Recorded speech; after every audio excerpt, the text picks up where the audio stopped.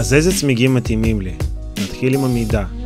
מידה של צמיג מורכבת מרוחב, עובי פרופיל וגודל חישוק. במקרה שלי, הקדמי הוא 110 על 80 על 19,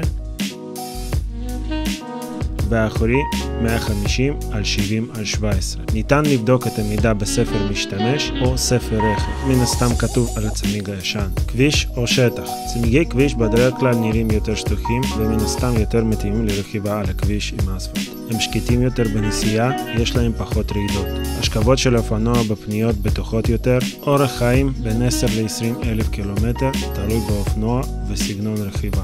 לצמיגי שטח יש יותר קוביות על מנת להסתדר עם סלעים, בוץ וחול, אך הם פחות נוחים על הכביש וגם אורך חיים שלהם קצר יותר מצמיגי הכביש. אני צריך משהו באמצע, דואל ספורט, אדוונצ'ר או איך שלא קוראים לזה. זה פשרה, קצת פחות נוחות על הכביש, יותר רעידות ורעש, לא נועדות לשטח קשה, אך יודעות לעשות קצת מכל דבר. היצרן לא ממש משנה, תבחרו משהו טוב, לא את הכי זול, תחפשו ביקורות של צמיגים שונים, האינטרנט מפוצץ במידה. אחרי הרבה חיפושים, התלבטויות וביקורות, בחרתי במצלר טורנס.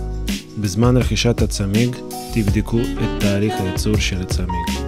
אני תמיד מעדיף לא יותר משנה, אבל בתקופת הקורונה, אני מניח שגם שנה וחצי זה בסדר. לפי החוק, הצמיג ניתן למכירה עד 6 שנים מתאריך ייצור. התקנה נעשתה אצל זיו בקריית מלאכי, ממליץ בחום. אני מעדיף להשגיח על ההתקנה עם ספר רכב פתוח. כדאי לבדוק אם יש דברים מיוחדים בפירוק גלגל באופנוע. בסופר טונרי פירוק לא מסובך. צריך להיזהר על חיישנים של ABS, לפרק ולהרכיב בעדינות ולא לקרב מגנטים. זה עלול לגרום נזק לחיישן. דבר נוסף מיוחד בסופר טונרי הוא דריי שאפט. במידה מתקנים ונטילים מגומי, כאשר מחליפים צמיגים, מחליפים גם אותם. לאחר התקנה של צמיג, חייבים לבצע איזון, אחרת יכול להיגרם נזק לבולמי זעזועים ומסרים, בנוסף לרעידות ואי נוחות בנסיעה. יש כמה דברים שכדאי לבדוק שנעשו כמו שצריך במהלך ההתקנה. דבר ראשון, חצים של כיוון הסיבוב של הצמיג. דבר נוסף, הוא מיקום של ונטיל. ונטיל צריך להיות במיקום המסומן על הצמיג. בסיום ההתקנה יש לסגור את כל הברגים עם ידית מומנט לפי ספר הרכב. יש למלא אוויר בהתאם למה שכתוב בספר רכב. במקרה שלי 33 PSI צמיג הקדמי ו-42 PSI בצמיג האחורי. עם צמיגים חדשים צריך להיזהר. הם יכולים להיות מאוד חלקים בהתחלה, ולכן מומלץ 100-150 קילומטר ראשונים לרכב רגוע ובזהירות. בלי יותר מדי גז, בלימות חזקות, בלי השכבות בפניות חדות.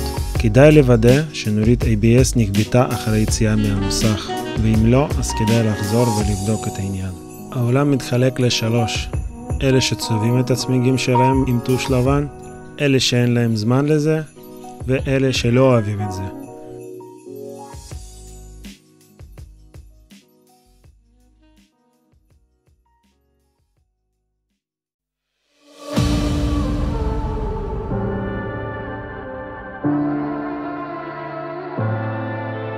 If you ever feel like you might